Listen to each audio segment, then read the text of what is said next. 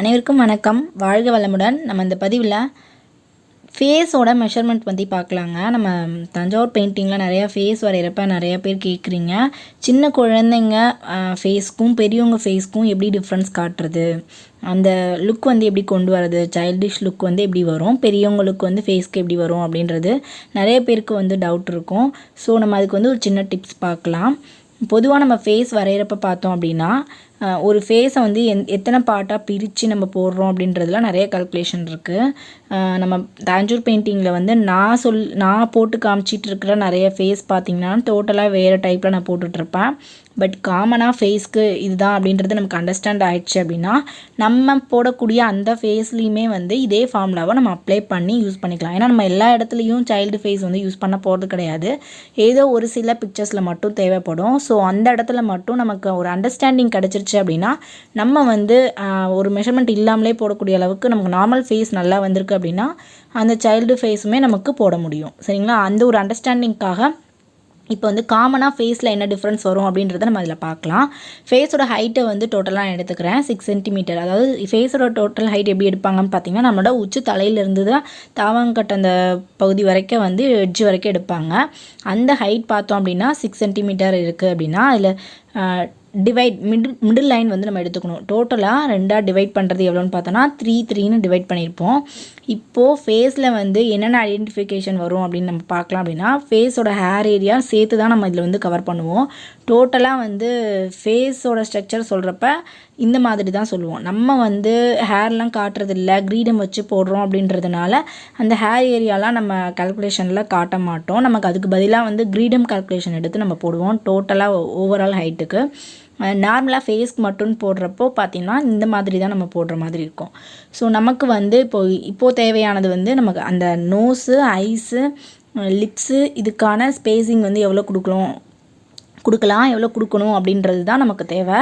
அதை சொல்கிறதுக்காக நான் வந்து இதை ஓவரால் வந்து எப்படின்னு காட்டுறேன் பாருங்கள். இப்போ அந்த நம்ம ஒவ்வொரு ஃபேஸ்லையும் பார்த்தீங்க அப்படின்னா அந்த கண், மூக்கு, வாய்க்கு இடைப்பட்ட இடத்துல நம்ம கொடுக்கக்கூடிய ஸ்பேஸிங்கோட அளவை வச்சு தான் வந்து அந்த மெச்சூரிட்டி டிஃப்ரென்ஸ் தெரியும் நமக்கு. இப்போ பெரியவங்க ஃபேஸுக்கு எடுத்துட்டோம் அப்படின்னா இந்த மாதிரி மிடில் லைனுக்கு கொஞ்சம் மேலே ஒரு லைன் போட்டுக்கணும். அந்த இடத்துல வந்து கீழே வர ஏரியா வரைக்கும் 4ஆக டிவைட் பண்ணிக்கலாம். 4ஆக டிவைட் பண்ணிவிட்டு அதில் மேலே வந்து அந்த ஐப்ரோ வந்து டச் பண்ணுற மாதிரி ஸ்டார்ட் பண்ணணும். கண் வந்து மிடில் லைனில் ஷார்ப்பாக கட் ஆகிற மாதிரி இருக்கணும். கண் வந்து கரெக்டாக அந்த விழிப்பகுதி இருக்குங்களா, அந்த விழிப்பகுதி வந்து அந்த மிடில் லைனில் கட் ஆகணும். நோஸ் வந்து அடுத்த லைன், அந்த 4 பார்ட்டில் ஒவ்வொரு பார்ட்லேயும் ஒன்று நோஸ் வந்து அடுத்த லைனில் கட் ஆகணும். அதுக்கு அடுத்த லைனில் லிப்போ வந்து டச் ஆகணும்.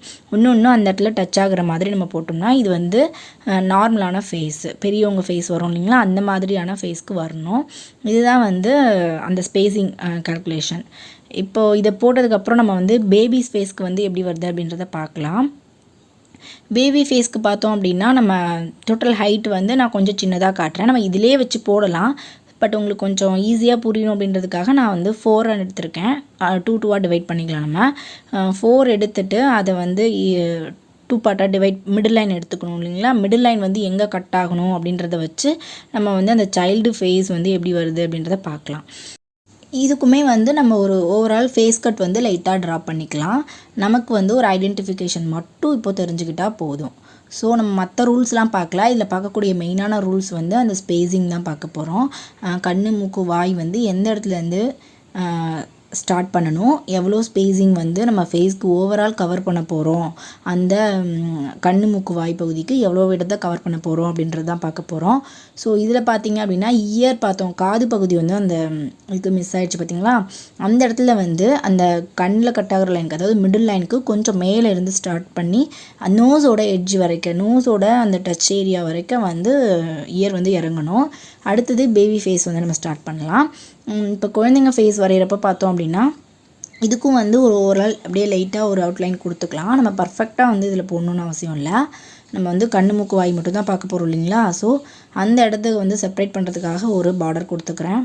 கொடுத்துட்டு இப்போது அந்த ஹாஃப் எடுத்துக்கிறோம் பார்த்தீங்களா மிடில் லைன், அதுக்கு கீழே வந்து அப்படியே வந்து 4ஆக டிவைட் பண்ணிக்க போகிறோம். முன்னாடி என்ன பண்ணோம் அப்படின்னா அந்த மிடிலுக்கு கொஞ்சம் மேலே எடுத்துக்கிட்டோம் ஸ்பேஸை, மேலே எடுத்து அதை 4ஆக டிவைட் பண்ணிவிட்டு அதில் நம்ம போட்டிருந்தோம். இப்போது இதில் பார்த்தோம் அப்படின்னா கரெக்டாக மிடில் லைன்லேருந்தே வந்து 4 பாயிண்ட்டாக டிவைட் பண்ணிக்கணும். 4ஆக எப்படி டிவைட் பண்ணணும்னு பாருங்கள். இது வந்து மிடில் லைனு. நான் வந்து நோட் பண்ணிக்கிறேன். 2 ஃபேஸ்க்குமே வந்து காமனான மிடில் லைன் தான் நம்ம வச்சுருக்கோம். ஸோ நம்ம மிடில் லைனை நோட் பண்ணிக்கிறேன்.